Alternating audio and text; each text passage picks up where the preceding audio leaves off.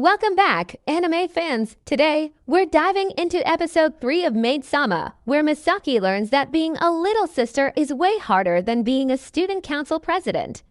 So grab your snacks, and let's get into the world of maids, mo, and mayhem. The episode kicks off at Maid Latte, and it's time for a special event, Little Sister Day. The idea is simple. All the maids act like adorable, donating little sisters to the customers. Sounds cute, right? Well, for our tough-as-nails president, Misaki, it's a total nightmare.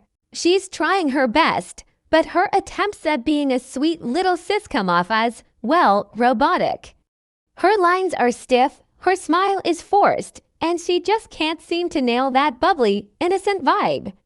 Her coworker, Hanoka, who is an absolute natural at this stuff, calls her out. She tells Misaki she has zero talent for the role and that her performance is just plain awkward. Ouch. But if we know anything about Misaki, it's that she doesn't back down from a challenge. Getting scolded like that just lights a fire under her. She's determined to conquer the art of being a little sister, even if it kills her. So what does our overachiever do? She hits the books. Misaki dives into a mountain of research. We're talking manga, anime, magazines, anything she can get her hands on that features the quintessential Imudo, or little sister character. She studies their mannerisms, their speech patterns, their signature cute poses. She practices in front of a mirror, trying to master the perfect pout and the most endearing way to say Oni-chan, or Big Brother. It's a hilarious sight, watching the normally stoic and powerful Misaki trying to channel her inner Mo. Her hard work pays off, though. The next day at Maid Latte, she's a completely different person. She's got the character down perfectly. Her performance is so convincing that she's a huge hit with the customers. They're all falling for her sweet, slightly clumsy little sister act. Misaki, for her part, is feeling pretty proud of herself. She's conquered another challenge, proving she can do anything she sets her mind to. But just when she's basking in her success, the one person she never wants to see at the cafe walks in. You guessed it, Takumi Usui. He strolls in with that signature smirk, ready to stir up some trouble. He takes a seat and orders, fully intending to push her buttons.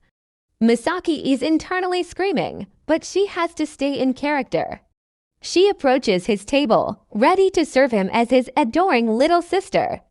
Takumi, being Takumi, plays along but with a mischievous twist. He teases her relentlessly, making requests and comments designed to make her break character. He calls her Mizu-chan and acts like a genuinely amused older brother, which only makes her more flustered. Misaki is on the verge of snapping, but she holds it together, sticking to her lines and her cute persona. The tension is so thick you could cut it with a knife, but it's also undeniably funny. The ultimate test comes when Takumi gets up to leave. Staying true to the little sister script, Misaki has to beg him not to go. She grabs onto his sleeve, looks up at him with wide, teary eyes, and delivers the ultimate Mo line, pleading, "Oni-chan, don't leave me." It's a moment of pure, concentrated Mo energy, and it's so out of character for her that it completely catches Takumi off guard. For a split second, you can see a flicker of genuine surprise and maybe even something else on his face. He's clearly impressed and maybe a little moved. He pats her head, calls her a good girl, and leaves, leaving Misaki a blushing, mortified mess. She may have won the battle, but Takumi definitely won the war. With the chaos of Little Sister Day behind her, we shift back to Seikahai. Life as the student council president is as demanding as ever.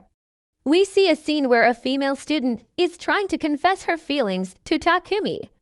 She's nervous, blushing, and has a love letter ready.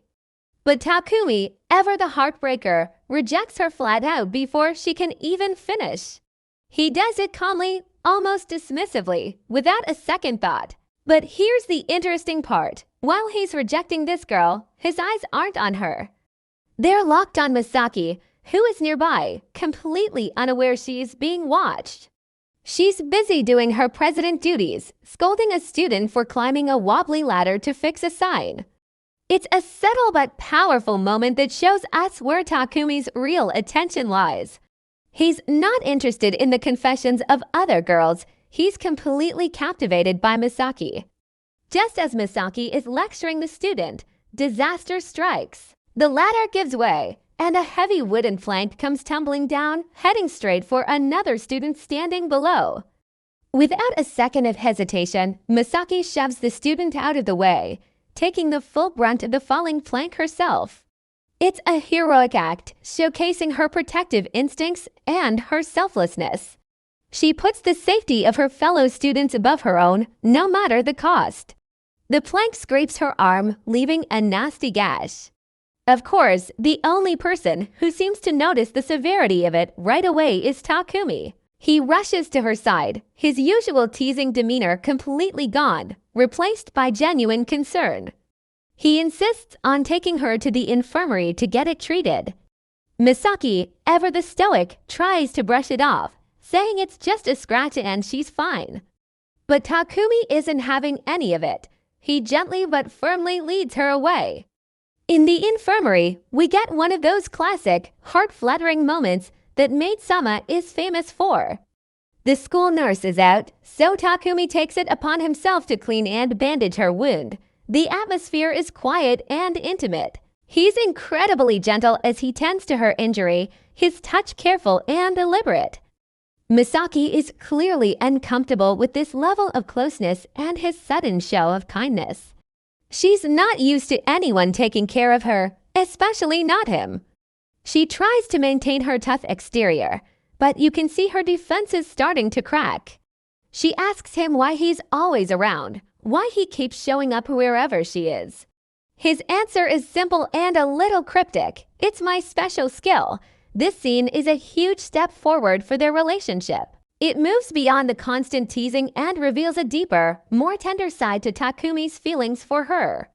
He genuinely cares about her well-being, and he's not afraid to show it when it really matters. It leaves Misaki confused, flustered, and maybe, just maybe, starting to see him in a different light. Now for the grand finale of the episode. We're back at Maid Latte for yet another special event. This time, it's Maid Rangers Day. The maids are dressed up in colorful superhero-style costumes, like a Power Rangers team, but with frills. Misaki is the Red Ranger, of course, the fiery and passionate leader. This role is much more her speed than the whole little sister thing. The highlight of the event is a stage show where the Maid Rangers have to fight off a villain, who is just one of the kitchen staff in a goofy costume. During the performance, Misaki is supposed to deliver some heroic lines. But all the pent-up frustration from the week dealing with Takumi, getting injured, and the sheer embarrassment of Little Sister Day comes bubbling to the surface. Instead of sticking to the script, she goes on an epic, angry rant. She yells about annoying perverted aliens from outer space who follow her around and tease her mercilessly. Everyone in the audience, and even her fellow maids, is completely bewildered. They have no idea what she's talking about.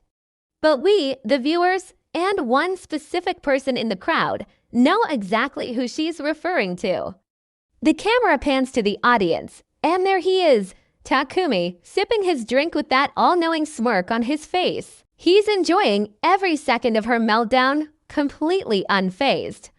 It's the perfect comedic ending to the episode, reminding us that no matter how much Misaki tries to vent, Takumi will always be there, one step ahead and ready to push her buttons. And that's a wrap on episode 3. It was a roller coaster of heroics, and pure comedic gold. What was your favorite part? Let me know in the comments below. Don't forget to like this video and subscribe for more Maid Sama summaries. Thanks for watching, and I'll see you in the next one.